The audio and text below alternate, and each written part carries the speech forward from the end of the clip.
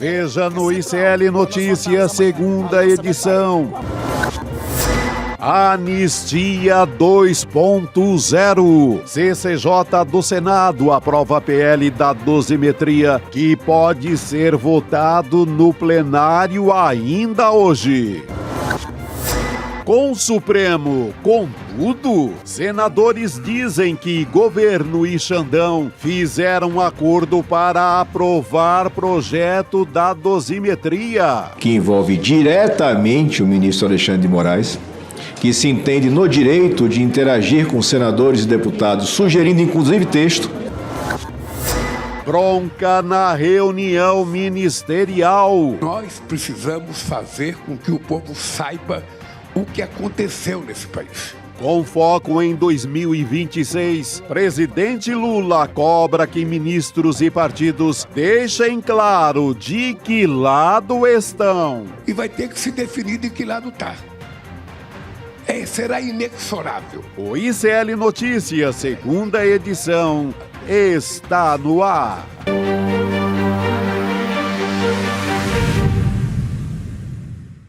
Olá, boa tarde. Seja muito bem-vindo, seja muito bem-vinda. O ICL Notícias, segunda edição, está começando. Estamos ao vivo em todos os nossos canais.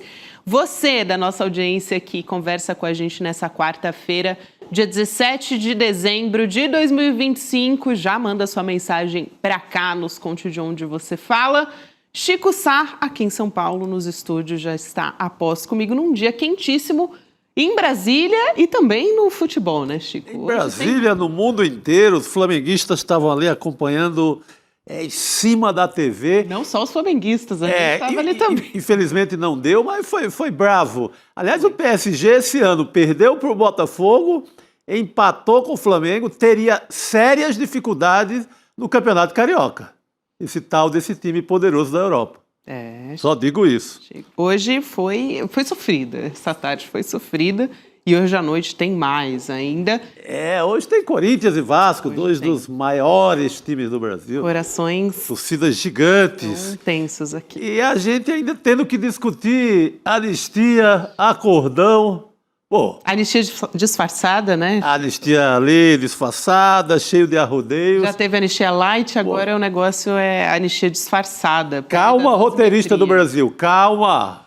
Gente, olha, essa semana, bem que a gente falou, que não ia acabar nunca, né? Que só acaba quando termina, porque hoje o PL da dosimetria pode ser votado no plenário do Senado, na CCJ foi aprovado, Comissão de Constituição e Justiça, foram 17 votos a 7 nesse projeto que reduz a pena dos golpistas. A Manuela Borges está acompanhando tudo de perto lá em Brasília. Vamos chamar a Manu aqui com a gente para contar como é que está a situação por lá. Manu, boa tarde para você. Boa tarde, Gabi, Chico Sá, audiência do N2. Muito boa tarde a todo mundo. Dia fervendo, não estava quente não, fervendo aqui em Brasília. Ninguém esperava esse placar, tá? 17 a 7 na CCJ, nem o próprio relator, o bolsonarista, senador Espiridião Amin, ele disse que esse voto acalenta o coração dele, mas ele confessou que até ontem o esperado era empate, com o voto de desempate do presidente da CCJ, Otto Alencar, mas teve um revés, teve uma reviravolta danada. Pois é, Manu, acalenta o coração dos bolsonaristas, mas não muito da sociedade, né? Já tem até mais uma pesquisa que foi feita sobre isso, né? Do PL da dosimetria, depois a gente fala sobre isso também com mais detalhes. Mas vamos trazer algumas falas importantes aqui. Manu, bom, primeiro para a gente saber se a expectativa para acontecer a votação no plenário, se é daqui a pouco, como é que está a expectativa sobre isso, e depois acho que a gente também pode trazer algumas falas de senadores que você entrevistou ao longo dessa tarde também, né?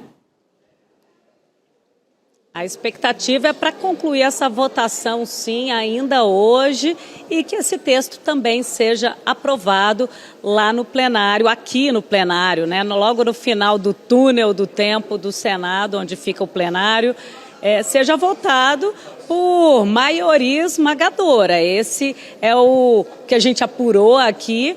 E também tem o projeto do pacote fiscal, que foi aprovado nessa madrugada na Câmara dos Deputados. E esse acordão diz respeito a esses dois assuntos, porque para o governo fechar as contas de 2026, tinha um rombo de 20 bilhões de reais. E aí, nessa madrugada, a Câmara dos Deputados aprovou esse pacote, taxando bets, taxando fintechs, reduzindo as isenções fiscais para todos os setores de forma linear e dando um fôlego para o orçamento da ordem de mais de 22 bilhões de reais, justamente para cobrir esse rombo do orçamento que vai ser votado amanhã. E aí, esse acordão era justamente esse. Vamos aliviar, fazer vista grossa para essa dosimetria, não vamos inflar muito o discurso, bater muita boca, deixa rolar. E, pelo outro lado, o Centrão aprova sem resistências esse pacote fiscal tão necessário para fechar as contas do país. É cheiro de acordão total, né? Agora fica feio, né? Você pedir para que a população vá para a rua lutar contra a dosimetria e chegar hoje com um baita acordão, junta todo mundo. Tudo bem, dá para entender um pouco o lado do governo, agoniado aí com o fechamento das contas, conseguiu uma boa história nessa taxação das bets. É muito pouco o aumento de imposto. Só sai de 12 para 13, é quase nada, mas já é alguma coisa. Mas o feio é você não deixar as coisas abertas e claras, né? Você incentivar a gente ir para a rua e na quarta-feira, que não é de cinzas, fechar um acordão. Isso teria que ser melhor explicado. Eu vi agora o Jacques Wagner dizendo que fez o acordo, mas não consultou a Gleisi, nem consultou o Palácio do Planalto, no caso o Lula. Poxa, gente, essa história está mal contada. Tem também fala do senador Alessandro Vieira, foi um dos que a Manu conversou nessa tarde, Chico, justamente sobre isso, dizendo que foi um acordo entre os governistas, oposição, e citou também o Alexandre de Moraes, do Supremo. Ele citou nominalmente o Alexandre de Moraes, e é uma apuração, essa fala, né, essa afirmação, ela está em linha com a apuração do nosso jornalista aqui, nosso companheiro do ICL, Luiz Costa Pinto. Sim. Que faz exatamente uma semana que ele trouxe essa apuração, até numa programação especial aqui, depois do ICL Notícias segunda edição, falando sobre isso. Então, na semana passada, e o que deu mais força ainda para isso foi aquela ausência dos governistas nas discussões da CCJ que aconteceram de manhã. Só que aconteceu ao mesmo tempo que a reunião ministerial do Lula, então muita gente... mas já que marca a reunião no mesmo horário é porque não está ligando muito para a CCJ, né? Vamos ver o que disse o Alessandro Não acontece nada à toa em Brasília, tudo tem amarradinho, a Manu sabe mais do que a gente. É isso. Gabi, Manu, vamos só rodar a fala do Alessandro. Antes de você chamar o senador... Pode ir lá, então. Vai lá. Só um segundinho, claro, porque os governistas negam com veemência, tá? Inclusive o senador Jacques Wagner, pelo menos para os jornalistas, ele disse que não tinha acordão nenhum. O senador Randolph Rodrigues também negou, falou que era um absurdo, que jamais faria um acordo como esse. Mas só para sentir o clima. Então, para alguns, eles confirmam que existiu realmente esse acordo, mas para nós, jornalistas, eles estão negando. A gente tem essa fala do Randolph Rodrigues também, que a Manu justamente comenta aqui, para trazer esse contraponto, né? Vamos botar na voz deles. Vamos botar na voz deles o que é a leitura da parada toda, né? Vamos ouvir, então, o Alessandro Vieira. Na sequência, a gente também vai ouvir um trecho da fala do Randolph Rodrigues, trazendo esses contrapontos que a Manu observa aqui. Vamos nessa. Nos bastidores, o que está acontecendo é um grande acordo que envolve diretamente o ministro Alexandre de Moraes, que se entende no direito de interagir com senadores e deputados, sugerindo inclusive texto, enquanto, ao mesmo tempo, na tribuna da Suprema Corte, verbaliza o contrário. Verbaliza que o Congresso vai muito mal quando sinaliza para a sociedade. Este texto que estamos votando é fruto de um acordo entre o governo Lula, parte da oposição e o ministro Alexandre de Moraes, dentre outros ministros que já verbalizaram por aqui. Mas falo do ministro Alexandre porque esse eu posso afirmar com absoluta tranquilidade que interagiu com os senadores por diversas vezes em defesa desse texto. É uma fala forte do Alessandro Vieira, que é muito parecida com a do Renan Calheiros também, né, Chico, que confirma, vai nessa mesma linha do Alessandro Vieira. Tenho até um trecho aqui, que são muitas falas, então essa eu tenho aqui descrita, vou compartilhar com vocês também. Ele estava na sessão da CCJ, o senador Renan Calheiros, aí ele chamou a votação de farsa e disse que uma matéria dessa complexidade não pode ser votada em 24 horas, uma fala também muito forte. E aí o Randolfo Rodrigues foi questionado sobre a ausência dos governistas nessa reunião da CCJ, e aí ele disse, não, justamente por conta da participação na reunião ministerial, que é a última do ano, como você falava, né, Chico? Parece que não estavam, então, com o olho muito na CCJ, nessa votação da 12. Quem faz uma reunião importante, que é a reunião de governo, é ali um balancete do ano, na mesma hora de uma votação super importante, de um evento importantíssimo do Senado, não está ligando muito para o que ia acontecer na CCJ. Não é que, não, vamos esvaziar, mas vamos fazer uma coisa importante na mesma hora e deixa ver o que... Eu exijo presença no Palácio Planalto e tem outra coisa ali, vamos ver quem vai para que lugar, né? Então, vamos ouvir justamente essa fala agora do Randolfo Rodrigues, que discorda justamente, né, tá do lado dos governistas que dizem que não tem acordo nenhum. Vamos ouvir. O governo que tem uma matéria central para fecharmos a lei orçamentária ano que vem. Nós temos um espaço, um rombo na lei orçamentária de 20 bilhões. Essa matéria foi votada ontem na Câmara dos Deputados e é necessário essa matéria ser votada no dia de hoje no Senado. O acordo sobre a votação dessa matéria antecede. Fez parte de uma reunião da qual eu estive presente, junto com a ministra Gleisi, junto com o ministro Haddad, junto com o presidente da Câmara e com o presidente do Senado. Ou seja, nada estava incluso sobre a apreciação dessa matéria, que é central para nós votarmos amanhã a lei orçamentária, com a votação da dosimetria. Tá aí, Manu.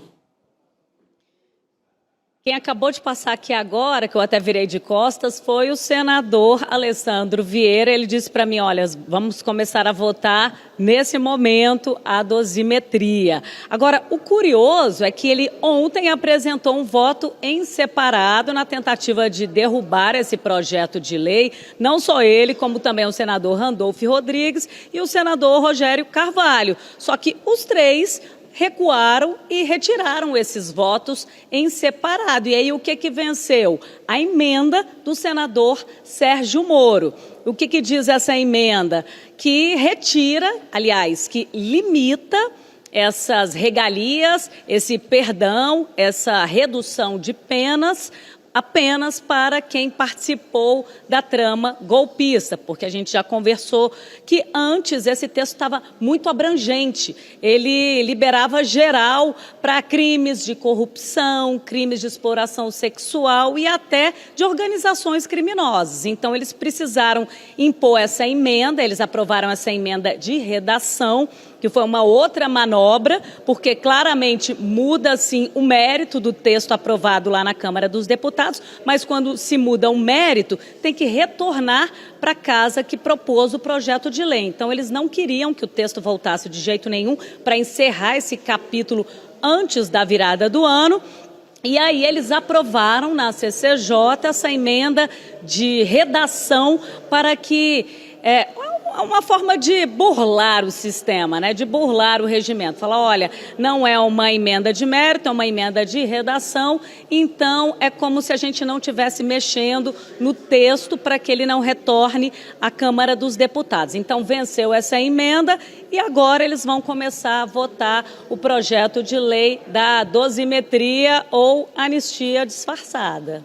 Isso, eles estão nos pronunciamentos agora, viu, Manu? Foi bom você alertar aqui, nossa equipe está de olho nessa votação que pode começar a qualquer momento. Aliás, eles estão reunidos, só que na parte dos pronunciamentos agora, Chico. O que seria interessante é a gente já começar a ver ou fazer a conta de quantos anos de cana vai sobrar para o Bolsonaro. Não é? Vou tentar falar com meus amigos juristas aqui, Manu, se você tiver alguma informação também nesse sentido, o que é que vai sobrar no final? Muita gente perguntando aqui. E no fim das contas, passando a régua, Bolsonaro fica condenado a quantos anos? Eu acho que é uma pergunta importantíssima diante desse acordo, porque está com cheiro disso. Se o Jacques Wagner, líder do governo, fala que não consultou um nem consultou o outro, mas a decisão acabou sendo essa, porque está com cheiro de acordão no ar total. E quando o Alexandre Vieira fala que passa por Alexandre de Moraes, seria porque o STF pode melar essa história. E a única forma de não melar seria já ter consultado antes, previamente, o Alexandre de Moraes, para dizer assim, olha, se a gente diminuir um pouquinho aqui na pena de cada um, você vai ficar muito bravo ou vai deixar passar, fim de ano, vamos todo mundo para champanhe, acaba a história. Essa que é a bronca. A conta do Paulinho da Força, Manu, vou passar para você, mas só para trazer aqui, e acho que vale muito a pena realmente a gente conversar com um jurista, porque tem várias versões, mas a conta dele é que o Bolsonaro poderia pedir para sair, né, do regime fechado para a progressão em 2 anos e 4 meses. Então, antes do tempo previsto, segundo o relator desse projeto lá na Câmara dos Deputados. Que é a conta do autor da ideia. Bem lembrado. Muito bom, Gabi. Vai lá, Manu. Há controvérsias, né? Eu já conversei com alguns advogados, juristas, e eles não entenderam como que o Paulinho da Força chegou nessa matemática, chegou nesse cálculo. Porque só retirando ou unificando o golpe de Estado, a abolição do Estado Democrático de Direito, não teria uma redução tão expressiva da pena de Bolsonaro. Então, a gente tem que entender os pormenores dessa dosimetria para saber se realmente de 27 anos e 3 meses vai cair para pouco mais de 2 anos. Agora, é curioso, né? Porque o que eles dizem é que realmente não houve golpe de Estado, a Débora do Batom, eles adoram falar do caso da Débora do Batom. Eu até questionei isso com o Espiridião Amin, o senador relator. Ele falou, é um absurdo, imaginem só, 16 anos porque usou um batom. Aí eu falei, e o Bolsonaro não liderou? Ele não tentou se manter no poder, senador? Aí ele um pouco gaguejou, falou, não, mas ele já tinha saído do poder. Eu falei, não, mas essa trama golpista veio lá de trás, veio lá de 2020, enfim, veio construída, isso está nos autos, inclusive desacreditando o sistema eleitoral de forma reiterada, o próprio sistema eleitoral que o elegeu. E aí ele ficou um pouco sem palavras, aquilo. A gente viu hoje até bolsonaristas aqui tentando interferir no trabalho dos jornalistas quando estava tendo as coletivas. Chegaram 2 ativistas e querendo achacar os senadores, falar, mas também não teve anistia para quem tentou, para quem fez sequestro, para quem tentou assassinar, como se também os militares não tivessem sido anistiados, né, lá no nosso passado, e por isso que a gente vê os golpes, a tentativa de golpe ressurgir. Quando não há punição, isso abre o espaço para que aconteça novamente. Então, esse é o cenário que a gente vê aqui no Congresso Nacional. Agora, essa questão do Alexandre de Moraes e outros ministros estarem participando dessa articulação, eu até perguntei para o senador Alessandro Vieira, falei, mas o que está por trás disso, senador? Eles se arrependeram dessas penas altas, principalmente para os bagrinhos? E ele falou, olha, Manuela, eu não vou revelar, vocês que façam a análise aí dos fatos que estão sendo noticiados nas últimas semanas. Eu falei, tem a ver com o Banco Master, com as investigações? Vocês que façam essa análise. Agora, conversando até com o nosso Lula, o Luiz Costa Pinto, ele falou, Manuela, tem que arrefecer o clima, né? Porque está muito pesado, está muito essa disputa entre legislativo e judiciário, essa queda de braço, ela tem que arrefecer, ela tem que chegar ao fim, porque do contrário não tem uma estabilidade institucional e isso também poderia estar atrás desse consenso para aprovar essa dosimetria. Mas isso acho que vai necessitar do governo uma explicação para valer. Isso. Porque a cobrança vai ser grande. Você não pode pautar uma passeata, pautar rua em cima, dosimetria não, etc. 2 dias depois você ir no embalo. Isso é necessário que se explique. Não é? Que o governo Lula... Argumento. O governo Lula... se fiz acordo, assuma o acordo. Eu precisava fechar as contas, não tinha outro jeito. Eu ia para o ano da eleição numa situação não muito boa, porque o Congresso não fechava as contas do governo e precisei, no desespero, fazer esse acordo de última hora. Fica mais legítimo para a população, para quem acredita nesse campo partidário. Ô Chico, eu queria a sua explicação sobre isso, sobre essa questão da mudança tributária que alimenta justamente essa discussão, né? Esse projeto de lei são mudanças bem importantes na política tributária. Teve aquele encontro também do presidente Lula com o Hugo Mota, presidente da Câmara, que foi bastante reservado no final de semana, e essa proposta ela reduz em 10% os benefícios fiscais federais e amplia a tributação das apostas, né, online, as bets, fintechs e também juros sobre capital próprio. Esse projeto vai para análise do Senado e acho que os principais pontos desse projeto são justamente o que está alimentando essa questão do acordão, né? Eu achei muito estranho ter passado alguma coisa contra a Bet na Câmara. Bet Fintech, que é a verdadeira máfia junta. Nem todas as fintechs, mas sempre uma fintech ali associada ao PCC e etc. Mas quando isso passou no Congresso, eu disse, como é que isso passou? Tem alguma história aí muito pesada, muito grande por trás dessa história, porque o lobby das bet, das fintechs, como a gente já sabe, tem dito aqui sempre, é muito forte. Hoje ele é um lobby intransponível. É uma verdadeira máfia, não se deixa mexer com bet nem com fintech no Congresso. Para isso ter passado, mesmo com o aumento que eu considero ridículo, o aumento do imposto da Bet pula de 12% para 13%, 1% apenas. Né? Aí 14% em 2027. A gente tem até a tela aqui, Chico, para apoiar o que você está falando. falando. Aumentando 1 pontinho por ano. Mas as fintechs passam a pagar mais imposto, isso é real.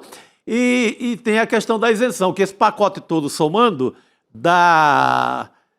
ele dá 19,7 bilhões a mais na arrecadação do governo no próximo ano. É considerável. É considerável. Mas, volto a dizer, para isso ter passado, conseguir mexer em bet, sabe, lembra o que a Simone Tebet te falou em detalhes, assim, que aquilo foi pedagógico. Ela falou que o Congresso no tempo dela era agora é um Congresso de submundo. Isso. Quase nessas palavras ela fala, e ela estava se referindo mais e apropriadamente à questão da jogatina, das bets.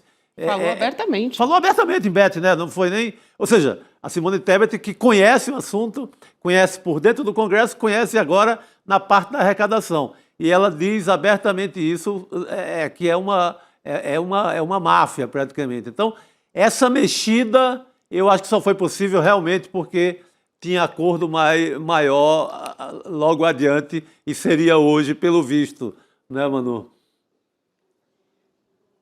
Agora o argumento do senador Randolph para a ausência dos governistas na CCJ segundo ele, essa reunião ministerial já estava marcada há mais de 2 meses. Então, esse que foi o argumento, a justificativa utilizada por ele. Agora, esse aumento das bets realmente foi muito irrisório, né? 1% até chegar a 15% em 2028 é muito pouco. E esse dinheiro vai ser revertido para a Seguridade Social, para o SUS, para tratar, inclusive, as pessoas que ficam viciadas nessa jogatina, nesses jogos de azar. A gente lembra que a ideia inicial era dobrar a taxação, de 12% para 24%. Inclusive, governistas e oposicionistas, eles defendiam que sim, tinha que dobrar, só que na hora H a gente viu essa taxação irrisória para jogos de azar. Isso aqui só para... Bote azar nisso, porque negócio de bet você não ganha nada nunca, né? O algoritmo só perde, na verdade. trabalha para levar o dinheiro só para os caras. Isso. E cada bet no Brasil emprega 19 pessoas quando ela é uma boa empregadora. Não, só deixa desgraça para o SUS, para o sistema de saúde resolver. Não tem retorno nenhum. Retorno zero para o país. Você estava falando aqui dos números, né? Que é aquele 1 pontinho de forma gradual da tributação das bets. Então, 13% em 2026, 14% em 2027, até 15% em 2028. O imposto de renda, que é o que está nesse pacote, né? Retido na fonte sobre juros sobre capital próprio, sobe de 15% para 17,5%. A gente estava com a tela agora há pouco aqui para apoio. E a contribuição social também sobre o lucro líquido de fintechs e sociedades de capitalização vai passar de 15% para 17,5% até 2027 e para 20% a partir de 2028. Para quem está nos acompanhando aqui por áudio, segundo esse projeto que foi aprovado na Câmara e que todo mundo está dizendo que faz parte desse acordo, Chico. Está com cheiro de fazer. Agora, eu acho que, olha, não há arrecadação do mundo que justifique você amaciar por um crime contra a democracia. Porque se a gente facilita isso agora, eu vou fazer de novo agora na eleição do próximo ano, eu vou fazer de novo em 2020, porque está liberado. Eu vou ter a pena reduzida, eu já sei. Foi a pergunta. Não é? Vai lá, Manu. Foi a pergunta que eu fiz para o senador Esperidião a mim. Eu falei, senador, não abre brecha para uma nova tentativa de golpe? Aí ele até concordou, mas eles querem livrar o líder da organização criminosa. Os bagrinhos, eles não estão muito aí não, a gente sabe quem que está por trás disso, quem que organizou, está ali fazendo toda a negociata para se livrar da prisão, né? Uma prisão num flat lá na Polícia Federal. É isso. Exatamente. Manu, obrigada. Ter você aqui com a gente num dia como hoje é muito importante. Manu, que vai continuar agora acompanhando essa votação lá no plenário. O Senado está começando a analisar esse projeto que, na prática, vai reduzir a pena do Bolsonaro e dos demais golpistas também. Manu, obrigada por hoje, bom trabalho por aí. Valeu, gente, um beijo grande. Um beijo, querida. E vamos lá ouvir o show de horrores, né? O plenário, a tribuna, os senadores defendendo o golpista. É isso vai aí. Vai tomar um antiácido, a Manuela Borges. Manu, que pauleira, vamos lá. E a gente continua por aqui. Necessário. É isso aí, Manu. A gente continua por aqui nos nossos estúdios também, acompanhando essa votação. Rodrigo Viana já está a postos também para se juntar à nossa mesa redonda. Rodrigo, prazer boa tarde voltar pra aqui. você. Boa tarde, Chico. Boa tarde, Gabi. Boa tarde, querido. A gente falando sobre esse pele da dosimetria, estou de olho aqui também das imagens. O pessoal às vezes acha que a gente está fazendo fofoca no Zap. Não, a gente está se informando. É, né? claro. A gente está aqui de olho nas imagens ali da TV Senado também para ver o que está sendo dito por lá. Hoje saiu também, Rodrigo, já que a gente está falando sobre o pele da dosimetria, eu comentei rapidamente ali na abertura do programa que saiu uma quest, uma pesquisa avaliando a opinião dos brasileiros sobre o pele da dosimetria. Só para trazer os dados técnicos, a gente sempre tem que fazer isso, 2.004 entrevistas em todo o país entre 11 e 14 de dezembro, com margem de erro de 2 pontos percentuais para mais ou para menos. A maioria dos entrevistados, a gente pode colocar aqui na tela, se declarou contra esse projeto, contra a redução da pena 47%. Mas sabe o que me chamou a atenção, Rodrigo? Porque a gente tem a favor da redução da proposta, 24%, e a favor de reduções ainda maiores, 19%. Se você somar esses dois, É 43. impressionante também. Dá 43. Se você somar quem é a favor da redução que foi proposta e que está sendo votada hoje lá no Senado, né? São 24% a favor de uma redução, de alguma redução. Isso. E 19% a favor de reduções ainda maiores, que daí é o núcleo duro do bolsonarismo. Isso, exato. Somando esses dois, dá 43%. Então, 47% é contra reduzir pena e 43% é a favor de reduzir pena ou a eliminar completamente as penas. Não deixa Então, de ser impressionante. é bastante equilibrado.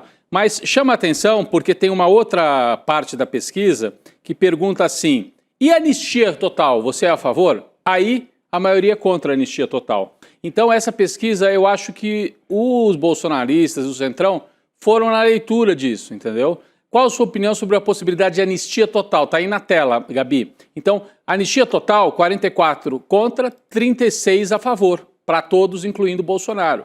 Então, quando você fala em anistia mesmo, aí você é mais minoritário. Mas quando você fala em reduzir pena, aí você pega um pedaço que acha que as penas foram exageradas, entendeu? Que é uma anistia envergonhada, né? Isso, Que é um tipo de anistia. Eu acho assim, para a história, vai ficar mais uma anistia no conjunto que vem lá do século XIX até hoje. Uhum. É mais uma anistia. A tentativa de golpe e anistia, como a gente vai registrar as anistias de 64, as anistias de 46, as anistias vai ficar como é mais uma anistia. Vou botar lá, não, houve uma redução de pena porque... Depende, né? Se o Bolsonaro ficar uns 3, 4 anos atrás das grades... Assim, o efeito vai ser isso, é a prática disso. Chico, tem uma informação Você importante. tocou num ponto... depende do tempo que ele ficar. Depende do tempo. Fala, Tem uma Gabi, informação importante chegando lá de Brasília. Opa. O nosso repórter, o Luiz Costa Pinto, está acompanhando agora a votação lá no plenário. O presidente da casa, o senador Alcolumbre, disse que vai fazer votação simbólica da 12 Então já é, Elvis. Sem painel, sem declaração de voto. Alguém tem que pedir votação nominal para que isso não aconteça. Uhum. E o que é importante, né? Ele dizendo que essa votação é simbólica, também tem uma... Como o Luiz Costa Pinto Essa é a maior safadeza do mundo, porque não vai ficar nome de ninguém na história. olhar muito atento do nosso jornalista, ele disse, o Luiz Costa Pinto, que o Alcolumbre agora se dirigiu aos fotógrafos da imprensa e pediu que não fotografassem as telas dos celulares para não flagrarem acordos entre vossas excelências. Então, além de tudo, não conhece os bons fotógrafos, né? O Lula Marques da vida ali, que vai sempre... Mas você acha que alguém vai obedecer essa ordem do Alcolumbre? Só se ele botar a segurança na frente. Não, mas quando ele diz isso, ele está alertando os colegas dele para se precaver. O celular. Ele não está falando com, né? Ele não está falando com o fotógrafo. É claro, não está falando com o fotógrafo. Meu amigo, você vai votar aí, cuidado que tem uns caras aí com uma tela objetiva que a 300 metros ele fotografa a sua tela, né? Então realmente... Como o Lula Marques fotografou a tela do Bolsonaro? Do Flávio Bolsonaro, não é? Não, teve uma vez que ele fotografou o Jair Bolsonaro dando uma bronca no Eduardo, que estava nos Estados Unidos. Falando, volta pra cá, o que você tá fazendo aí, não sei o quê. Você quer acabar na papuda? Era uma ameaça desse tipo. Mas assim, essa decisão de não registrar voto, de fazer por votação simbólica... É uma demonstração de que tem um acordo rolando mesmo, né, Gabi? Então, isso, porque aí ninguém vai saber, né? Porque senão... Bom, vamos ver. Pode ser que algum partido ou algum senador minoritário peça, né, votação nominal e aí é obrigatório, né, ir para o voto no painel, né? Mas é muito simbólico mesmo, né, Chico e Rodrigo, que a nossa última semana de atividades lá no Congresso, no Senado, se coloca dessa maneira, né? Tá fechando o ano de uma maneira realmente... vergonhosa. Muito ruim para a sociedade. É uma maneira vergonhosa. E eu, assim, repito o que eu falei, acho que foi ontem, hoje eu também falei no ICL Urgente. A fala do Alessandro Vieira, né, dizendo que Moraes participou disso. O ministro Alexandre de Moraes e outros do Supremo também participaram do acordão. Então o acordão teve oposição bolsonarista, centrão, governo Lula e uma parte do Supremo. Sim. O Alessandro Vieira citou nominalmente. O Alessandro Vieira falou durante a sessão no microfone. Moraes participou disso, desse acordão.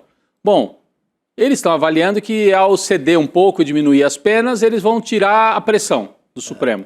Mas eu acho um erro a médio prazo, Chico, porque hoje os bolsonaristas, olhando essas pesquisas, Quest, que a gente acabou de mostrar, e contando os votos, eles sabiam que a anistia total não passava. Eles tentaram. Talvez na Câmara até passasse, no Senado não passaria. Sim. Então eles fizeram as contas, não dá, anistia total não passa, redução de pena passa. E aí o Supremo entra e topa, tá bom, a gente reduz a pena, porque assim baixa a fervura, diminui as pressões. Eles não aprenderam ainda que esse tipo de negociação não funciona com a extrema-direita? Se a extrema-direita eleger senadores suficientes no ano que vem, vai de novo tentar anistia total e impeachment de ministro do Supremo. Vão na cabeça do Xandão na primeira semana. Na segunda semana vão na do Flávio Dino. E assim por diante. Não fica que vote mais pela democracia, com zelo à democracia. Se acham que esse acordão vai garantir boa vida depois... Não vai. A única garantia é nas urnas, é eleger senadores que não concordem com essa patifaria. Pois é, mas daí fica ruim, porque quem deveria comandar esse discurso e dizer é importante evitar uma nova tentativa de golpe, topa sentar na mesa e fazer um acordo desse, como é que você vai depois também pedir voto, né? Fica mais difícil, eu acho uma pena. Assim. Agora vamos ver a reação do Supremo. Ontem o Alexandre de Moraes se pronunciou, a gente até trouxe uma fala dele. Que as pessoas estão lendo um pouco como ele estava se vacinando do que viria hoje. O Alessandro Vieira até disse. O Alessandro Vieira até disse. Lá no Supremo, o Moraes fala uma coisa na sessão. Ele diz que é um grande defensor da democracia. Por trás, nos bastidores, ele conversa sobre reduzir pena. Então, temos que levar em conta isso. Não podemos fazer só jornalismo declaratório, né? Assim, o Moraes falou que é contra, mas... Exato. Às vezes fala uma coisa e age de outra maneira. Ele falou a mesma coisa, o Alessandro Vieira, para a Manuela Borges. Ela voltou a perguntar, falou em plenário e também confirmou para a nossa repórter. O importante vai saber, na prática, o que o Supremo vai fazer depois de aprovada essa redução. Porque se o Supremo entender, houve aqui uma manobra inconstitucional, e aí vetar isso, aí o Supremo sai do acordão. Se o Supremo olhar para cima, subiar e fingir que não viu nada... aproveita o recesso. Quem vai ficar no plantão do Supremo é o Fachin, Edson Fachin. Muito sério no sentido de zelo pela Constituição. Pode ser que venha alguma surpresa. Aí é o que vamos ver. Aprovando isso no Senado, que deve ser aprovado hoje, tem mais duas etapas. O Lula vai sancionar ou vai vetar? Porque o Lula pode vetar, para deixar para a oposição o ônus de anistiar, né? Derrubar o veto dele depois. Se Lula veta, passa uma boa imagem para o Lula, que não estava no acordão, embora o governo estivesse todo lá favorecendo a situação, tanto na CCJ como na votação, que a gente vai ver daqui a pouco. Então, mas fica na imagem, na foto, fica bom para o Lula. Exato. Então, aí, só para completar rapidinho, então tem a etapa do possível veto do Lula e depois algum partido pode entrar no Supremo dizendo que... Com o Madinho. Dizendo que é inconstitucional o projeto que está sendo aprovado, deve ser aprovado hoje no Senado. Então tem essas duas etapas. Se nenhuma delas acontecer, aí a gente tem certeza que houve o acordo. Vamos aguardar. Até o começo do ano que vem isso tudo vai tá bem claro, né? Vai estar mais às claras. É isso aí. Com certeza, Rodrigo. A gente segue acompanhando aqui essa votação. Estou de olho aqui na TV Senado, um olho aqui na nossa audiência. Eu também estou de olho aqui. E um aqui a gente na TV Senado também. Agora, essa semana a gente meio que fica meio repetitivo. Essa semana é uma semana de muita notícia. Foi um ano, na verdade. Gente, se a gente for olhar... Pelo amor de Deus! Foi um ano. Acho que foi uma década. Uma década de muita notícia. Mas a gente vai fazer uma retrospectiva um pouco menos ambiciosa do que a da década. É verdade, vai fazer do ano de 2025. Falando principalmente desse ano importante da política, não só a política brasileira, mas global também. O ICL tem uma surpresa que vai acontecer nessa sexta-feira, dia 19 de dezembro, que é a nossa primeira retrospectiva política, que vai ser ao vivo nessa sexta-feira com a apresentação do William De Luca e da Roberta Garcia, também um programa especial para trazer os principais fatos desse ano. Muito bom. Não, normalmente esse tipo de programa retrospectivo ele é gravado. É verdade. Mas, gente, não dá para gravar nada no Brasil. Então, o ICL vai apresentar uma retrospectiva ao vivo. o que pode incluir até uma prisão porque todo dia tá rolando uma. O Rio de Janeiro está muito quente. A Procuradoria-Geral da República está com um volume dessa altura de pedidos de prisão. Muitos relativos ao Rio de Janeiro. Então, é uma retrospectiva que pode virar um noticiário quente. Atualizado ali em cima da hora mesmo. Coitado do William, de Luca e da Roberta no comando dessa situação toda. Não tem jeito, jornalismo é isso. É assim, e só para frisar, 8 horas da manhã, né, que é a retrospectiva. 8 horas da manhã dessa sexta-feira. 8 horas da manhã. Estaremos lá. É o horário do N1, né, mais conhecido como horário do N1. Vamos entrar no clima? Vamos lá. Assistir o trailer? Vamos nessa. Um ano intenso e perigoso. Ferro quente? Vamos relembrar tudo na retrospectiva do ICL 2025, que vai ser ao vivo. Agora foi. Um ano de seguidos ataques da extrema-direita. Todos os crimes. A resistência das forças democráticas. As análises do nosso time de jornalistas e comentaristas. Para fechar o STF. Retrospectiva ICL 2025. Apresentação Roberta Garcia e William De Luca. Sexta-feira, 19 de dezembro, a partir das 8 da manhã. Aliás, vocês dois vão estar lá, né? Estaremos lá, Chico e eu. Sim, nos comentários. Vamos comentar. Essa cena da tornozeleira é a grande cena, talvez, de 2025, né? Ela disputa, eu acho que o top 3, pelo menos, Rodrigo. Né? Pelo menos. Que cena, né? Então tem vocês, tem Heloísa Vilela, Juliana Dalpiva, Leandro Demore, Eduardo Moreira, João César de Castro Rocha e também o professor Leonardo Trevisan, que está com a gente aqui no nossos comentaristas. 8 da manhã, hein? Anota aí na sua agenda, não vai perder, porque o programa é especial. Vamos seguir o nosso noticiário aqui.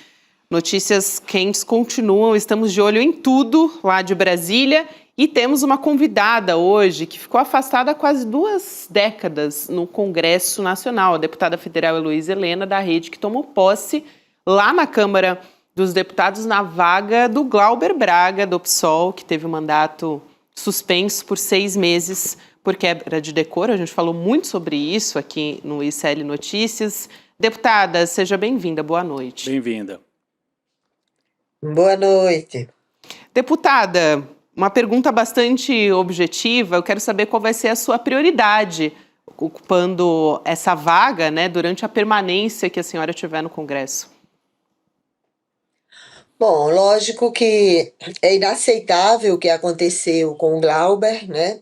O nível de truculência, autoritarismo é muito ruim. É uma pena que eu assuma um mandato numa situação como essa, mas eu sei que ele fez um acordo e ficou feliz em não ter o mandato cassado, nem os direitos políticos roubados.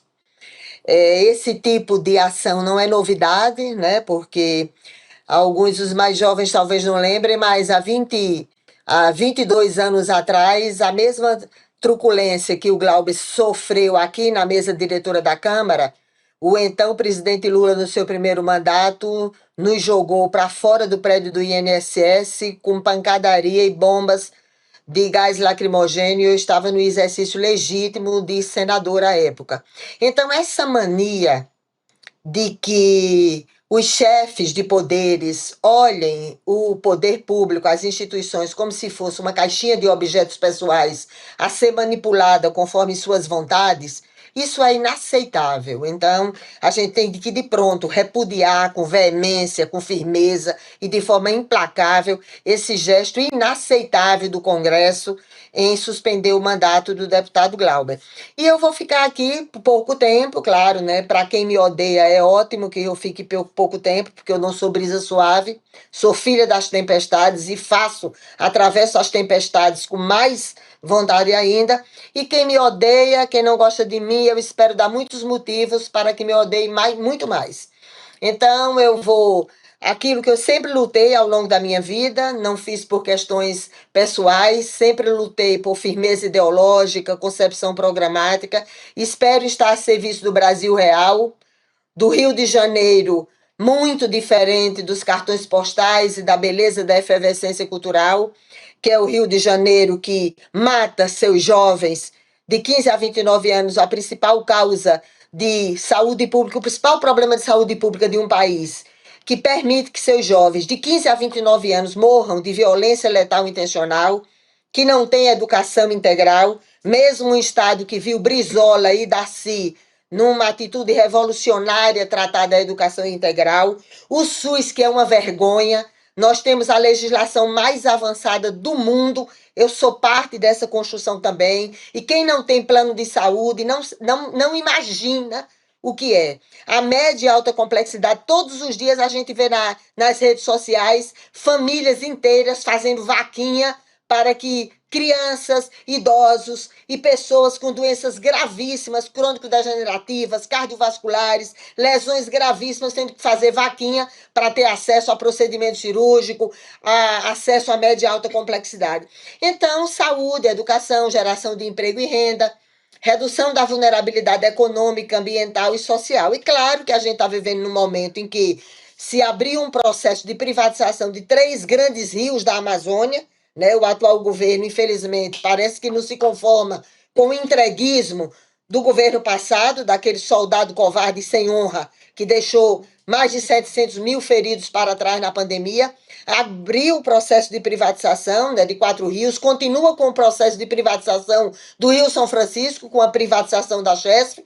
Então, eu espero estar a serviço do Brasil real e do Rio de Janeiro, bem distante dos cartões postais. E eu espero, né? Eu sei que o Eduardo tem trabalhado muito nessa questão com a experiência que ele tem em relação ao Banco Master. Eu espero que o Congresso Nacional tenha vergonha na cara e abra uma comissão parlamentar de inquérito, um procedimento investigatório como a CPI, porque é o único que tem possibilidade, traz para si as prerrogativas de autoridades judiciais, pode quebrar sigilo bancário, fiscal e telefônico. Outro procedimento investigatório de uma comissão de fiscalização e controle não consegue. Então, eu espero que realmente o Congresso tenha vergonha, né? Abra mão desse orçamento, que metade do orçamento é para alimentar os gigolôs do capital financeiro, viabilize um procedimento investigatório do Banco Master e possa, né, tenha a coragem de encerrar as atividades das betes que têm matado a dignidade de milhares de famílias e de crianças espalhadas pelo Brasil. Deputada... Coisa de sertaneja, né, mulher? Fala rápido demais. Não, deputada, importante. Eu queria perguntar para a senhora, entre ontem e hoje saíram novas pesquisas eleitorais, né? E mostram aí o cenário, o presidente Lula liderando e Flávio Bolsonaro, né, em segundo lugar, foi escolhido pelo pai para ser o candidato. Se o quadro for esse, no segundo turno, Lula contra Flávio Bolsonaro, o que a senhora faz? A senhora apoia quem? Deixa eu dizer uma coisa. Veja só uma coisa, todas as vezes, né, as pessoas sempre trazem essa questão do Lula como se eu tivesse um problema pessoal, sentimental. Não tenho nada disso. As minhas divergências com o governo, elas têm uma base sólida, ideológica, programática, né? É óbvio, é uma pergunta, seria uma resposta óbvia. Eu não vou ficar a serviço do fascismo. Certo. E eu espero não ficar a serviço de uma candidatura que se diz de esquerda e entrega mais da metade do dinheiro público do orçamento para encher a pança dos gigolôs do fundo do capital financeiro. Eu espero, e a intenção da rede governo, hoje, né, com a federação do PSOL, o seu partido está no governo, né? Está na coalizão. Desculpa, deputada, rapidinho. O seu partido está na coalizão do governo, né? A rede. A rede. Pois é, mas eu não sou da base de bajulação do governo. É por isso que eles vão se livrar rapidinho de mim. Eu estou aqui para defender o que eu acredito, as convicções ideológicas, a minha visão de mundo, as concepções programáticas que eu passei ao longo da minha vida defendendo, eu vou fazer isso. Perfeito. É isso que eu tenho a obrigação de fazer. Se livra rapidamente, o povo não vota, daqui a pouco o Glauber volta e eles têm mais sossego aqui sem mim. Agora, a minha obrigação é honrar aquilo que eu acredito. Perfeito. Óbvio que nenhum de nós quer votar nessa cambada de fascista. Eu acabei de dizer o que é que eu penso do governo Bolsonaro. Se comportou como um soldado covarde e sem honra, que deixou mais de 700 mil mortos para trás e famílias em situações absolutamente indignas. Agora, a gente da rede tem que discutir, espero que a federação também, programa. Tem que discutir primeiro o programa. Qual é o programa que nós queremos defender? Qual é o programa que nós vamos pactuar com o candidato que nós devemos apoiar? É isso que a gente tem que fazer. Isso é o que tem que fazer, isso é o que qualquer partido sério faz. Partido, e eu espero, né, e a gente também, Nós não somos base do governo porque temos cargo, não. Isso seria uma concepção absolutamente inaceitável. Se vende convicções porque tem cargo no governo? Se vende concepções programáticas para lamber o rastro por onde passa o poder? Não, isso eu, pelo menos, não me dou o direito de fazer isso. O que eu criticava, eu passei 8 anos aqui, quando eu era senadora, 4 anos enfrentando o governo Fernando Henrique, e depois tive que enfrentar 4 anos o governo Lula. E era por questão sentimental, de rancor, conversa fiada. Aliás, esse papo também, viu, de viver... Ontem uma moça estava dizendo aqui... Opa, a gente teve uma interrupção aqui na conexão machista com a deputada. Acho que ouvimos Voltou, agora. Estamos te ouvindo, deputada. Voltou. Eu estou dizendo assim, ontem, né, uma moça me encontrava aqui e dizia assim, você tem que perdoar o Lula. O problema não é de perdão. Essa concepção machista, moralista, de exigir que toda mulher perdoe, essa coisa, exige o perdão para depois a mulher sair dentro de um caixão. Então tem que acabar com essa história também no Brasil. Eu não tenho nenhum problema de rancor, pessoal. Eu tenho um problema de firmeza ideológica. Eu sei que no mundo da política isso não é muito aceito. Firmeza ideológica não é aceito. Uma concepção programática que você zela no voto com aquilo que você acredita, também não é bem aceito, mas é a vida. Daqui a pouco eles se livram de mim. Deputada, eu quero muito agradecer a sua presença aqui no ICL. Muito obrigada. Muito obrigada. Querida. Obrigado, viu, deputado? Obrigado, deputado. Obrigada a vocês, estamos sempre à disposição aqui. Grande abraço. Abraço. Obrigada. Boa noite. Próxima, deputada Heloísa Helena, conversando com a gente aqui no ICL. Rodrigo, e a gente volta a conversar sobre todas essas questões lá de Brasília. Hoje a gente falou sobre essa reunião ministerial, a última do ano, do governo Lula, que aconteceu, começou pela manhã e se estendeu durante toda a tarde. Teve um anúncio da saída do Celso Sabino, do Ministério do Turismo, já se esperava realmente, a União Brasil pediu o cargo depois de expulsar o ministro do partido. E durante o discurso, o presidente Lula falou que os partidos que integram a esplanada vão ter que definir de que lado eles estão. Então a gente vai assistir essa fala e volta a conversar sobre a reunião. Vamos lá. O ano que vem é o ano em que a gente tem a oportunidade, não só porque estaremos em disputa, mas porque cada ministro, cada partido que vocês participam, vai ter que estar no processo eleitoral e vai ter que se definir de que lado está. Será inexorável. Será inexorável as pessoas terem que se, definindo, e definindo o discurso que vão fazer. Eles vão ter que defender aquilo que ele acha que pode elegê-lo. E eu acho que nós temos uma força extraordinária.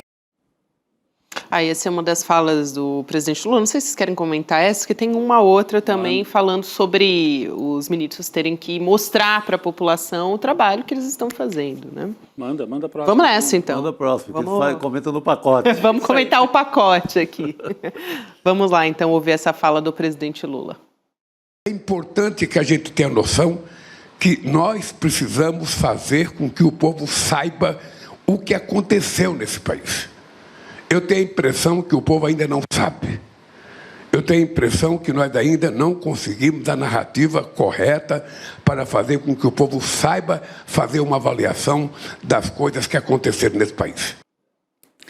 Essa última, Chico, eu não sei a sua impressão, mas a gente tem dito, a comunicação do governo melhorou com a troca do Pimenta pelo Sidônio. O Lula está dizendo, acho que não melhorou tanto assim, porque o que ele está dizendo a comunicação não está conseguindo chegar lá na ponta. E é preciso que chegue. Então, são 2 trechos que a Gabi trouxe. Um é esse, em que ele cobra que haja mais esforço para o governo comunicar o que faz, e o outro cobrando clareza, né? Tá comigo ou não tá comigo na reeleição, né? Mas isso aí é uma novela que não vai resolver nunca, né? E Lula sabe disso. Sabe. Acho que é mais para jogar para a plateia, porque ele sabe que com União Brasil, PP, com os partidos do Centrão no geral... vai ser essa novela até o fim. Tem uma parte do União Brasil que segue apoiando o governo e outra parte que pulou fora, que é ali a turma do Rueda e etc. Mas é uma coisa que não vai ter solução. Não vai ter voto, não vai dar voto algum para o governo. 0 voto e também não vai...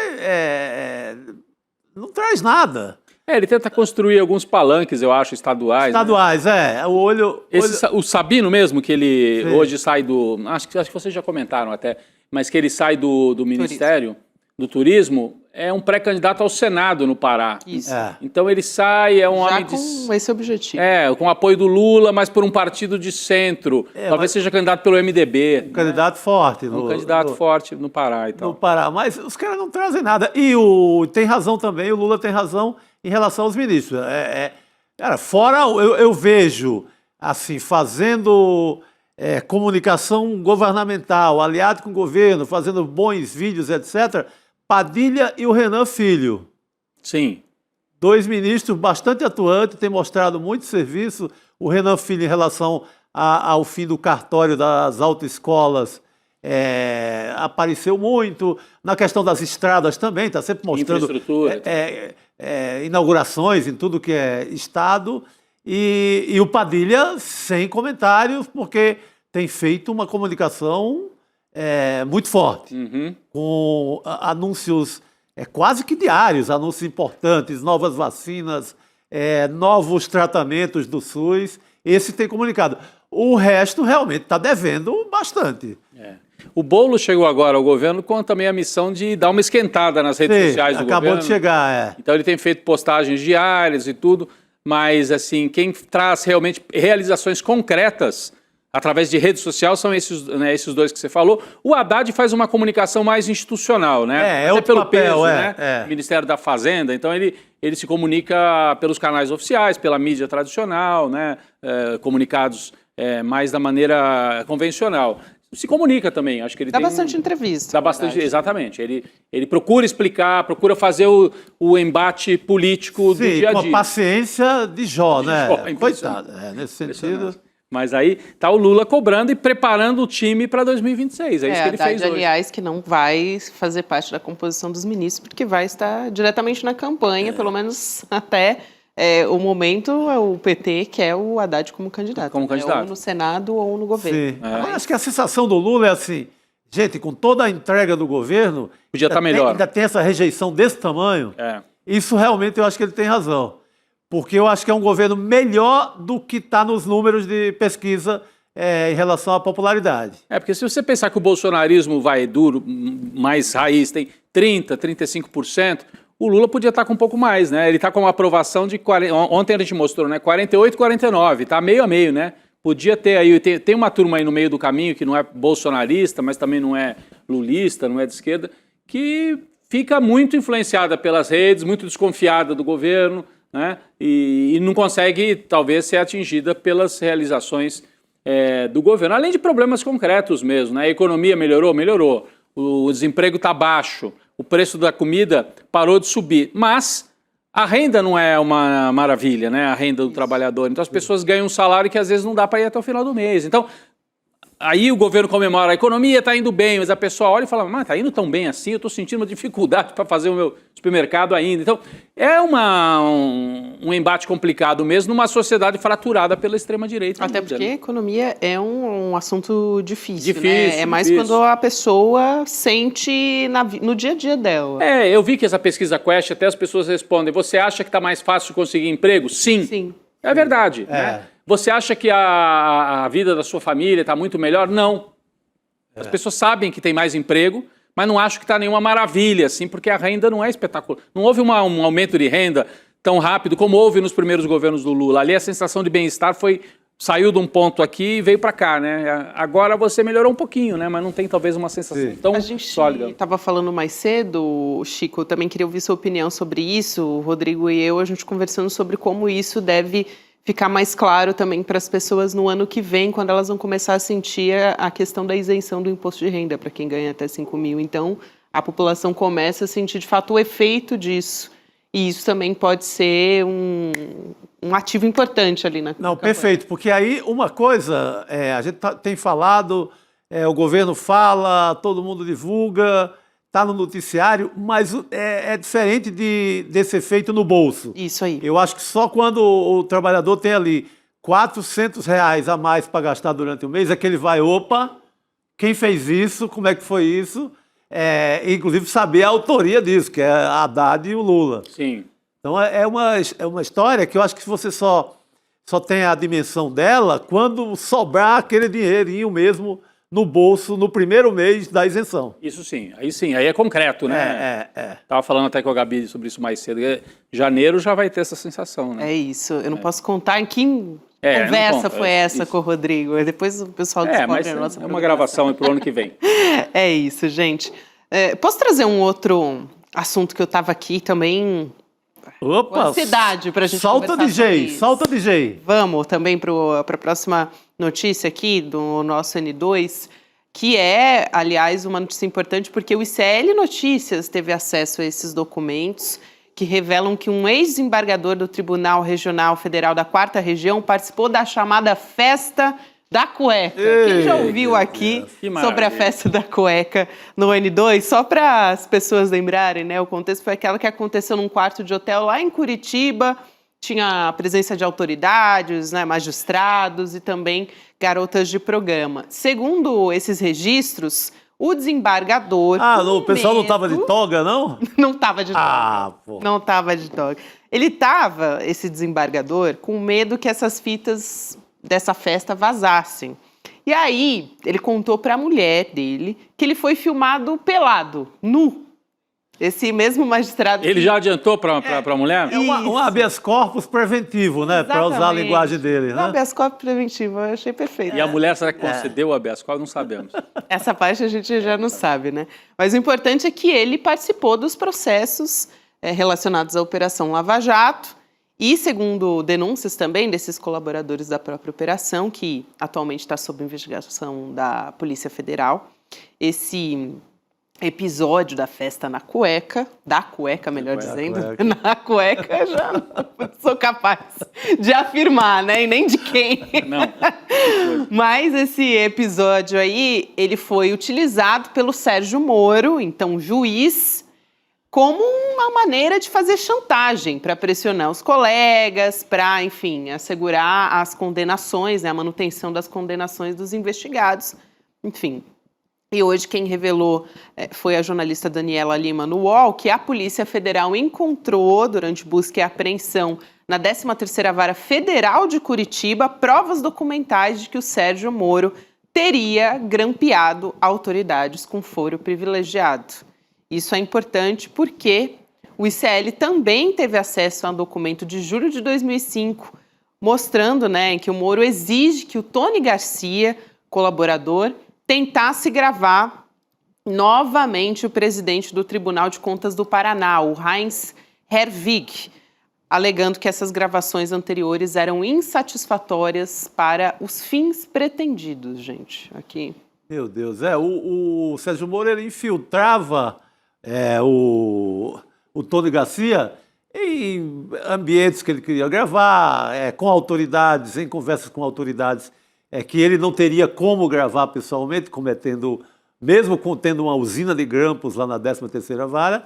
Então, o Tony Garcia era uma espécie de enviado especial ao subsolo, ao esgoto, à lama final. Do poder, né? Do poder. Então, eu tenho aquele juiz que ainda não está do meu lado, eu tenho aquele promotor que está do meu lado.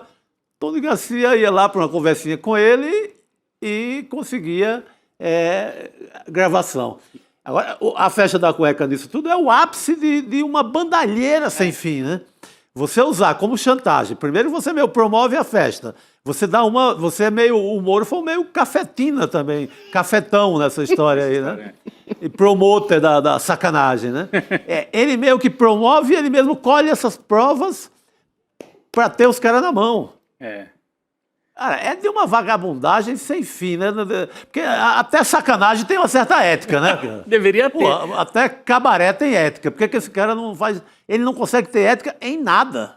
Agora, o Tony Garcia contou já essa história várias vezes. A dúvida é, existe a gravação? Está preservada ainda, né? Pra gente, inclusive. O Tony Garcia deu entrevista aqui no N2, mais de uma vez, né? Existem essas gravações? Muita gente duvidava. Achava que esse material deveria ter sido apagado já pelo Moro, porque o Moro guardava isso numa caixa em separado, claro, não ia estar nos arquivos oficiais, mas ficou em algum lugar ali dos computadores e dos arquivos físicos da 13ª Vara de Curitiba. Será que existe ainda cópia disso, Gabi? Eu tenho tanta dúvida sobre essa história. Tanto tempo depois, Tanto né? tempo Você depois. deixar uma história dessa para te pegar depois, né? É. E o Moro tendo tanta gente lá dentro para fazer Aliás, o esses serviço. arquivos demoraram para ser entregues, né? Não foram entregues. O Toffoli teve que mandar uma equipe da Polícia Federal ir lá buscar, Isso. porque a turma de Curitiba não mandava. O Brasília dizia, queremos os arquivos da época do Moro que estão aí. Não mandava. Aí mandou o Toffoli busca e apreensão. teve que mandar, exatamente. Você imagina, uma vara da Justiça Federal sofreu busca e apreensão determinada pelo Supremo Tribunal. Né? Por Que quê? aconteceu agora no dia 3 de dezembro. Exatamente. Então, agora, vamos ver se aparece nessa feira. É um negócio... Para trazer o grandioso. outro lado aqui, a assessoria do senador Sérgio Moro negou que ele tenha tido acesso a vídeos e autorizado escutas e classificou como calúnias infundadas. Essa é a nota da assessoria do hoje senador Sérgio Moro, então juiz na época da festa na cueca. E líder nas pesquisas para o governo do Paraná. Pode virar governador do O Paraná. problema é que nenhum partido quer, né? Os partidos não querem ele, hein? Mas ele pega um partidinho ali Pequeno, né? de aluguel e vai-se embora, né? Vai tentar. Ele está afiliado à União Brasil, mas a União Brasil está com dificuldades aí para que ele seja o candidato da direita paranaense. Então vamos aguardar. Mas ele pode virar governador do Paraná, o Sérgio Moro, Gabi. É isso. Agora, o Chico Sá acabou comigo quando ele disse que até sacanagem tem uma certa ética, né? Pô, não, eu sou do tempo que tinha, né? É verdade. Você saía com os amigos e tal, e havia uma certa preservação. Era tudo dentro, eu digo ética nesse sentido, né? É uma ética com todas as aspas do mundo, né? A ética da sacanagem. Não tem. Pô, eu vou dar esse seminário qualquer dia. A ética da sacanagem. A ética da sacanagem. Só em defesa do Chico e dos amigos dele, nunca envolveu dinheiro público, no caso de você. Zero dinheiro público. Era o dinheirinho suado da reportagem. Pois é. Puta merda. Depois do pescoção, de um trabalho duro e tal. Isso aí. Muito bom, gente. Olha, é difícil manter a seriedade nesse programa, viu? Mas a gente Fim de ano, pô, pelo amor de Deus. Fim de ano, né? Tem que ter um pouquinho de ética e sacanagem, Chico Sá. Vamos seguir aqui, olhando para notícias internacionais. O professor Leonardo Trevisan está com a gente. Eu adiantei, hein, que o professor Leonardo Trevisan estaria com a gente, porque tem muita notícia importante também, inclusive sobre Estados Unidos. Professor, boa noite. Bom te receber aqui. Boa noite. Boa noite. Só espero que a gente continue longe desse assunto, porque o interesse é absoluto na sacanagem. Eu não tenho dúvida nenhuma sobre isso. Nenhuma. Boa, professor. Excelente, professor. Muito bom. Olha, a gente falou aqui sobre Estados Unidos. Eu justamente quero trazer aqui essa primeira nossa conversa do presidente Trump anunciando que vai começar um bloqueio naval dos navios petroleiros sancionados que saiam, que eles se dirijam até a Venezuela. A gente vai dar até uma olhada em trechos do post do Trump nas redes sociais, na Truth Social, a rede social do Donald Trump, ele dizendo: a Venezuela está completamente cercada pela maior armada já feita na história da América do Sul, até que devolvam aos Estados Unidos da América todo o petróleo, terras e outros bens que nos roubaram anteriormente. O regime venezuelano, havia sido nomeado como uma organização terrorista internacional pelos Estados Unidos, tá, gente? Portanto, hoje estou ordenando um bloqueio total e completo de todos os petroleiros sancionados que entram e saem da Venezuela. Até o governo da Venezuela também se posicionou sobre isso, disse que vai denunciar a ação do Donald Trump para a ONU. Vou ler a nota aqui rapidamente do Ministério das Relações Exteriores da Venezuela. A gente vai colocar na tela também, abre aspas. A Venezuela reafirma sua soberania sobre todos os seus recursos naturais, bem como o direito à livre navegação e ao livre comércio no Mar do Caribe e nos oceanos do mundo. Consequentemente, procederá em estrita observância à Carta da ONU para exercer plenamente sua liberdade, jurisdição e soberania diante dessas ameaças belicistas. A gente continua acompanhando essa história aqui e a qualquer momento o Trump pode anunciar guerra contra Venezuela, segundo a apuração aqui do Jamil Chad, nosso colunista e também analista no ICL, professor. Esse ponto é fundamental, né? Essa apuração do Jamil eu acho que é básica, né? A qualquer momento, né, Gabriela? Esse é o X da história, né? Agora, uma questão de umas 2 ou 3 horas atrás, né, o Vladimir Padrinho Lopes, que vem a ser, né, e não se perca pelo nome, Padrinho, não? Ele vem a ser o comandante em chefe das Forças Armadas venezuelanas, fez uma declaração com umas frases muito fortes, dizendo que as frases do Trump eram afirmações delirantes, né, e colocou em dúvida, com todas as aspas, né, o que é que a Venezuela está sendo acusada de roubar petróleo e outras riquezas dos Estados Unidos. Ele pede alguma prova sobre isso, né? Enfim, a tua pergunta, Gabriela, e a de todos nós é o que está acontecendo, né? Se a gente olhar com alguma cautela, nós estamos vendo uma escalada, mas é uma escalada muito estranha, é uma escalada específica, né? É exatamente o que disse Trump. A Venezuela é escalada pela maior marinha que a América do Sul já viu. Você colocar o S. Gerald Ford, que é o maior porta-aviões norte-americano, cada porta-aviões desse tem pelo menos 2 contratorpedeiros e 2 destroyers de proteção, ultramodernos. Cada avião desse tem frota de F-35, cada porta-aviões desse tem frota de F-35, os aviões mais modernos, mais destruidores, né? É óbvio que isso deixa a Venezuela absolutamente acuada, né? Tá bem, né? O que ele vai atacar? Aí é que está o ponto, né? Qual é o maior freio, né? Ele pode atacar até uma trilha de narcotraficante, mas se ele atacar equipamentos militares, na prática, declarar uma guerra, ele declara uma guerra dentro da base dele. A opinião MAGA, aquele Make America Great Again, é absolutamente contra qualquer envolvimento militar novo dos Estados Unidos. Eles não querem, não aceitam. A promessa deles é que Trump foi eleito para terminar guerras, não para iniciá-las. Veja bem, eu não estou falando da opinião pública americana, eu estou falando daqueles 38% que continuam se confessando trumpistas. Olha o tamanho olha do que nós estamos falando. Esse é o convés está mostrando aí, né, do Gerald Ford. Dá uma ideia exata do tamanho. A Marinha venezuelana é uma brincadeira. A Marinha venezuelana tem 2 flotilhas e nada mais, né? Tem alguns barcos de vigilância que ganhou da China em 2020 para enfrentar um jato desse tipo. É evidente que a situação é política e não militar, né? O que é que está acontecendo? Há uma política de estrangulamento da força econômica maior da Venezuela, que é petróleo. É isto. Esse estrangulamento, ele visa exatamente os países a quem a Venezuela vende petróleo e ajuda. Primeiro, o Irã, isso é forte.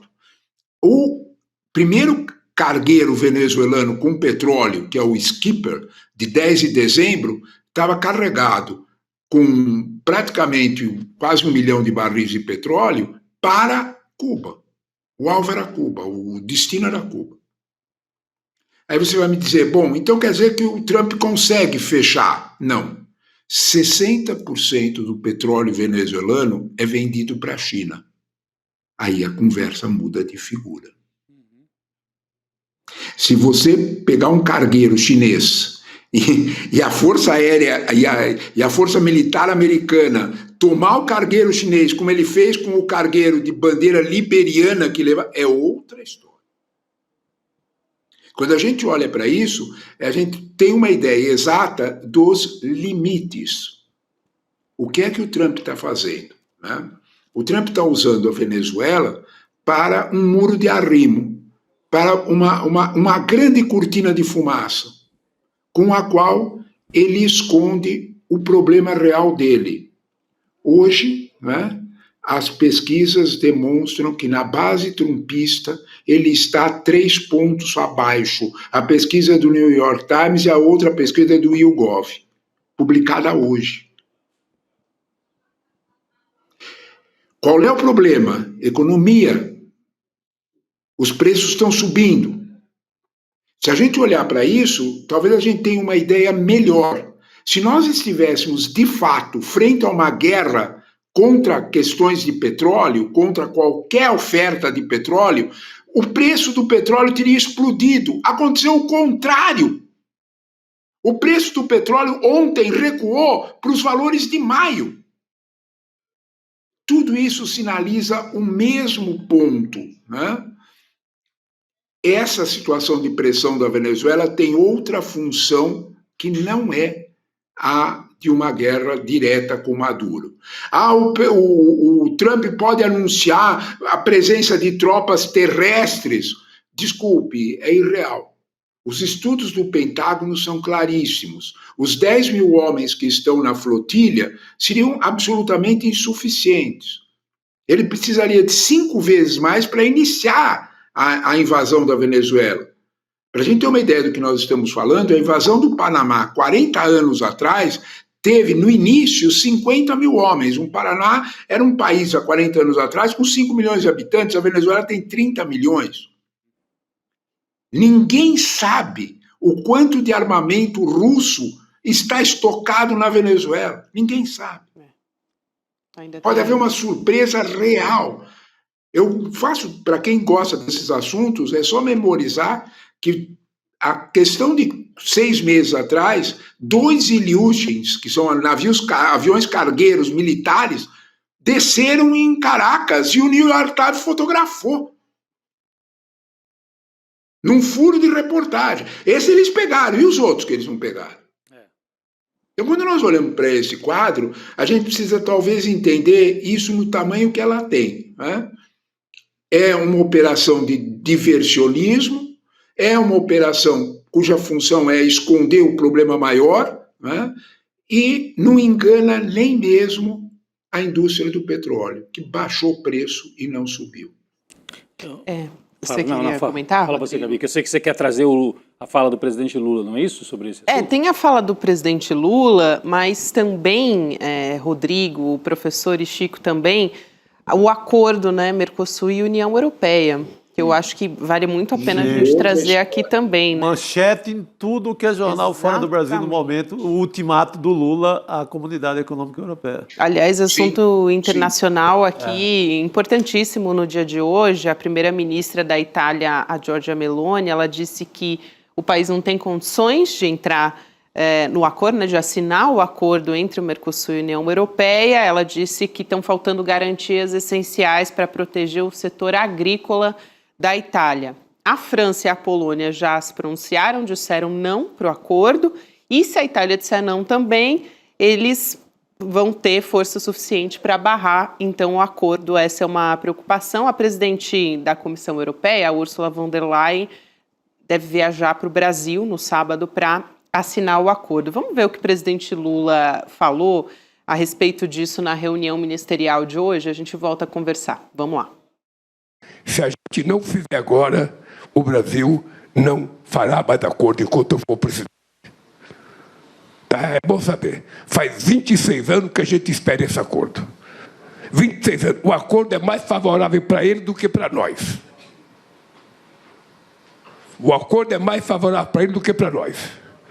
O Macron não quer fazer por causa dos agricultores deles, a Itália não quer fazer não sei por causa do quê. Se disser não, nós vamos ser duros daqui para frente com eles, porque nós cedemos a tudo que era possível a diplomacia ceder.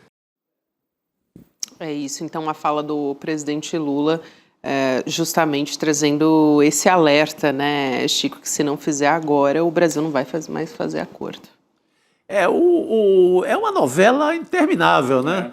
O que eu já cobri como repórter desses encontros de Lula aqui na América Latina para tentar costurar daqui para conversar com a Europa. E uma novela, né, professor, que tem, eu acho, o clima de hoje é que vai para o espaço de novo e pelo menos teremos um longo intervalo comercial nesse assunto. A Itália não abre mão mesmo, a França ainda é conversável. Tem trator na porta do Macron agora, como eles sempre fazem. Né? Que as aldeias gaulesas deles lá baixaram na porta do Macron hoje de manhã, então acho que não sai. A agricultura francesa, por tradição, é protegida pelo Estado francês, seja o governo de centro-esquerda, seja o governo de centro-direita. Né? É uma tradição da França proteger o pequeno produtor rural, até para manter esse setor e a ocupação do campo francês na base da pequena propriedade. Você ia comentar sobre isso? Não. Então a França é um forte opositor desse acordo, e ainda mais no momento em que a extrema-direita avança na Europa, o Macron fica sob pressão, porque se ele fecha um acordo com a América do Sul, o que a extrema-direita francesa vai dizer assim?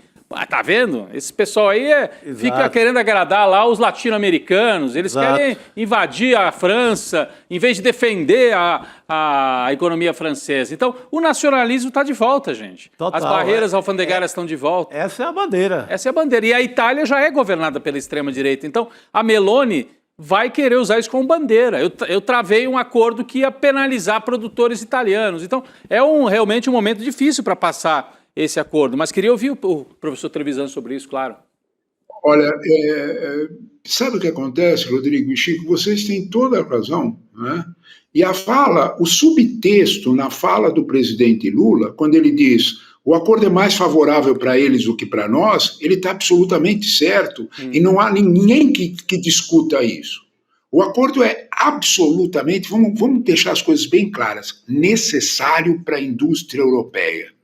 Absolutamente necessário. É ponto nevrálgico para a sobrevivência, a começar da indústria automobilística. A começar de outras indústrias. Eles estão esperando se agarrar no mercado latino-americano para enfrentar a dificuldade que eles têm de enfrentar o mundo chinês. Nós aqui estamos esperando fazer esse abraço, desculpe a expressão tão forte, de afogados, né? Entre a indústria nossa aqui, com toda a desindustrialização que nós temos, mais a indústria europeia que está atrasada tecnologicamente, para a gente evoluir alguma coisa, principalmente em termos tecnológicos. Só um detalhe, que é o mais importante. O presidente Lula está absolutamente certo quando ele diz que foi feito tudo que os europeus queriam, para que não ocorresse nenhum risco. Eu não sei se vocês viram, ontem foi votado no Parlamento Europeu a questão que é um pouco mais do que a cota. Rodrigo, olha o que foi votado. Se o preço oscilar em relação aos 3 últimos anos de qualquer mercadoria agrícola, ele oscilar, ele estava marcado 10%, o parlamento cortou para 5%. Se o preço oscilar 5%, abre uma investigação e para de vender para a Europa. Em outras palavras, por mais que os nossos preços aqui sejam vantajosos, nós vamos ter que vender mais caro para os europeus. Segundo, nós temos cotas para vender para os europeus, minúsculas, é de 1,5%. Eu vou repetir o valor, porque as pessoas podem duvidar disso. 1,5% só, mais nada. Sobra 98,5% para os europeus. Portanto, não há risco. A indústria láctea francesa está totalmente protegida. A pergunta que se faz é, num contexto como esse, com toda essa proteção, que se o Brasil ou a Argentina tentarem vender mais barato, eles brecam a venda, eles não querem, não aceitam, tem como frear? Oscilou o preço 5% na média de 3 anos para a venda. Olha isto. Quando você olha para esse quadro, você faz uma pergunta concreta, Rodrigo. Por que então eles não querem assinar, nem mesmo com essa garantia? Tem um subproduto nessa história, que é, desculpem, amigos, é muito forte a expressão, a destruição da ideia de Europa. O que está por trás disso, né, não é um outro jeito de você encostar a Europa na parede. A ideia de Europa na parede. Eles querem enfraquecer as partes mais, digamos deste modo, modernas do contexto europeu. Isto está no sonho da extrema-direita europeia. Olha, para a gente entender isso, Rodrigo, você tocou no ponto, o Chico também me lembrou a mesma coisa. o agricultor francês é sempre mais protegido. Uma vez eu duvidei disso e fui investigar. Para você ter uma ideia, os subsídios para um aluno francês de universidade é menor do que os subsídios dados para cada vaca francesa. Tem mais subsídio uma vaca do que um aluno. Então, quando você olha para isso, você tem uma ideia do que nós estamos falando. E não é de hoje. O De Gaulle falava uma expressão que resume tudo isso que nós estamos falando. O De Gaulle dizia que quem decidia a política na França era a chamada, abre aspas, França profunda. A França profunda é isso que você resumiu. É o pequeno agricultor francês com um voto conservador, católico, né? E isso é preciso olhar para isso para entender melhor, né? Está em jogo a Europa, as leis europeias, a justiça europeia começa a mudar recentemente isso. Eles rejeitam, a extrema-direita tem um projeto claro. A Meloni tinha um projeto de sair da Europa. Desculpe também de novo a expressão, ela foi literalmente comprada. O Banco Europeu, de Desenvolvimento Europeu, deu 209 bilhões de euros ano para a Europa, para a Itália, com o que a Itália reduziu o déficit fiscal dela. Isso era para manter a Meloni comportada. Vocês têm toda a razão. A direita europeia encostou na parede a ideia da Europa. Para a gente ter uma ideia do que é isso, é que eu não estou em casa, senão eu pegava a revista para mostrar. É a capa da Economist da semana passada. São todos os líderes da direita pesada europeia, com o centro da alternativa para a Alemanha, o líder alemão, a Marine Le Pen, o líder da Holanda, e a pergunta da Economist é: para onde vai a Europa? É isso. Veja bem, hein? Eu estou falando, eu não estou falando da revista A Hora do Povo, eu estou falando da The Economist. Exato, professor, a gente vai... Alguém disser que a Economist é de esquerda, bom, aí eu não sei. Aí acabou o mundo, professor. Professor, a gente... De algum modo, nós temos que entender o quanto é grave essa situação e por que o presidente Lula falou. Ele tem toda a razão. Nós não temos mais o que recuar. O problema é mais deles do que nós. São eles que precisam mais do acordo do que nós. Nós fomos até o limite. Não é um acordo favorável para a nossa agricultura, porque não vai abrir mercado nenhum. Mas é um acordo favorável para a nossa indústria. Sabe por que o nosso agronegócio não vai nem contra? Porque não interessa. É isso. O mercado Professor, europeu, o mercado europeu, a gente vai ter que comparado com o asiático, a gente vai ter que continuar a conversa numa próxima oportunidade. Me desculpa, professor Trevisan, porque o programa acabou. A gente chegou aqui às 7 horas. Ninguém manda vocês fazerem essas perguntas. Pois é, muito bom, professor. Não, mas o roteirista... As respostas são muito boas. Não só o roteirista do Brasil, mas o roteirista do mundo não está pegando leve com a gente. Obrigada, professor Trevisan. A gente vai voltar a falar sobre isso, hein? Já fica aqui combinado. Obrigado, professor. Respondendo para esses dois aí, eu fui embora. Muito bom, como sempre. Excelente. Um abração. Obrigada, professor Leonardo Trevisan. A gente continua acompanhando a nossa equipe, a situação lá no plenário sobre o PL da dosimetria. Amanhã a gente traz as informações completas no ICL Notícias, primeira edição. Até agora, nem o governo nem o PT pediram votação nominal, então continua tudo como adiantou o Luiz Costa Pinto aqui pra gente, votação simbólica. Agora você fica aí na companhia do Provocação Histórica do Lindener Pareto com o professor Castro Rocha. Vamos nessa? Vambora. Acompanhar a partir de agora? Vambora. Vamos, amanhã a gente está de volta. Vambora que tem jogo, eu quero assistir o jogo do Corinthians. Eu também, hein? Boa sorte pra gente, hein, Rodrigo? Corintianos estão animados. Vamos nessa. Boa noite, pessoal. Até amanhã. Um ano intenso e perigoso. Ferro quente? Vamos relembrar tudo na retrospectiva do ICL 2025, que vai ser ao vivo. Agora foi. Um ano de seguidos ataques da extrema-direita. Todos os crimes. A resistência das forças democráticas. As análises do nosso time de jornalistas e comentaristas. Para fechar o STF. Retrospectiva ICL 2025. Apresentação Roberta Garcia e William De Luca. Sexta-feira, 19 de dezembro, a partir das 8 da manhã.